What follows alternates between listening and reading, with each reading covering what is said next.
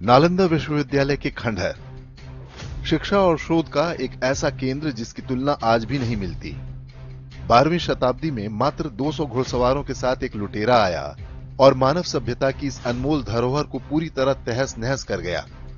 उस लुटेरे का नाम था बख्तियार खिलजी।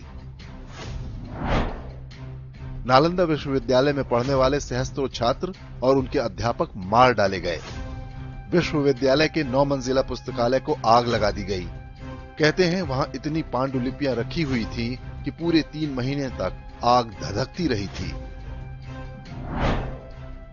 विश्वविद्यालय ही नहीं, नालंदा नगर में भी भारी नरसंहार हुआ, लेकिन बख्तियार खिलजी को कहीं भी प्रतिरोध का सामना नहीं करना पड़ा।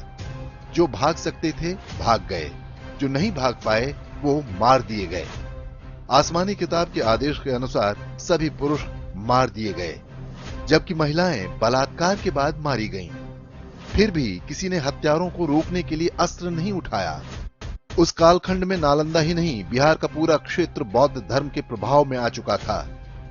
बौद्ध धर्म की सबसे प्रमुख शिक्षा है अहिंसा, अर्थात किसी भी प्राणी को कष्ट न पहुंचाना। अस्त्र शस्त्र रखने, सेना बनाने या शत्रु के प्रतिकार का तो प्रश्न ही नहीं उठता। नालंदा में बख्तियार खिलजी ने जो चाहा वो किया। लगभग 750 वर्ष तक भारतीय ज्ञान का गौरवमयी प्रतीक मात्र कुछ दिनों में खंडहर बन गया।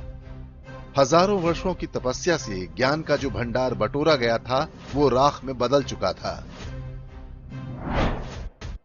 परंतु यही बख्तियार खिलजी जब बिहार से आगे असम में मंदिरों को तोड़ने पहुंचा तो परिस्थितियां बिल्कुल अलग थीं। असम में बौद्ध धर्म का कोई प्रभाव नहीं था, वहां हिंदू धर्म फल फूल रहा था। बख्तियार खिलजी और उसकी सेना को ईंट का जवाब पत्थर से मिला। मृत्यु सामने देखकर उसने कामरूप मंदिर में शरण ली थी। फारसी इतिहासकार गुलाम हुसैन हालिम ने अपनी पुस्तक में बताया है कि कैसे असम की महिलाओं ने बख्तियार खिलजी को रस्सियों से बांधकर पूरे नगर में घसीटा था। अंत में उसे कुत्ते की मौत मार दिया गया था। नालंदा की कायरता और असम की वीरता की यह कहानी उदाहरण है। प्राचीन भारत में जिन जिन स्थानों पर बौद्ध धर्म का प्रभाव अधिक रहा, कालांतर में वे सभी इस्लाम का ग्रास बन गए। या तो मार दिए गए या खतना करवाना पड़ा। अहिंसा की शिक्षा में कुछ भी अनुचित नहीं है, लेकिन ये मानवों के लिए है। बख्तियार खिलजी ने जिस आसमानी किताब के आदेश पर नालंदा विश्वविद्यालय को नष्ट किया, वो किताब आज भी है।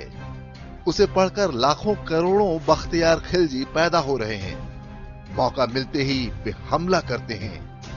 ये हमें और आपको तय करना है कि नालंदा के बौद्ध भिक्षुओं की तरह जीना चाहते हैं या असम के हिंदू वीरों की तरह, जिन्होंने तलवार की धार पर धर्म और समाज की रक्षा की।